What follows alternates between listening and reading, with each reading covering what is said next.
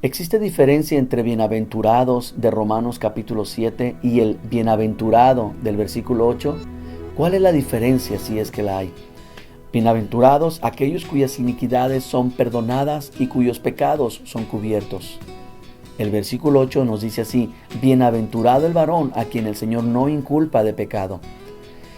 La respuesta es que sí existe una diferencia, y esta radica en el perdón de los pecados y la justificación. La expresión bienaventurados del versículo 7 marca una diferencia en la palabra bienaventurado del versículo 8. El versículo 7 muestra que Dios perdonó las iniquidades y cubrió los pecados del hombre, mientras que el versículo 8 afirma que Dios hace una obra tal en el hombre que lo presenta como si nunca hubiera pecado. Bienaventurado el varón a quien el Señor no inculpa de pecado. Esto es lo que significa ser justificado.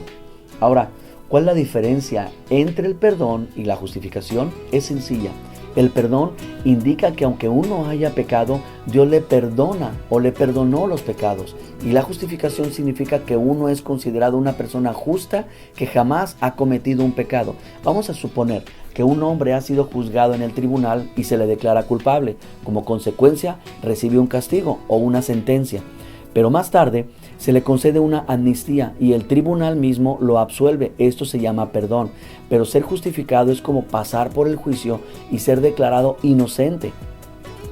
Cuando el Señor nos salvó, no solo nos perdonó, sino que también nos justificó. Así es la gracia. El derramamiento de la sangre del Señor Jesús resolvió contundentemente el problema de nuestro pecado. Y ya que resucitamos juntamente con Él y en Él, nos ve como si jamás hubiéramos pecado. Dios hizo tal obra en Cristo que en Él estamos completos. Y Colosenses 2:10 nos lo dice: vosotros estáis llenos en Él.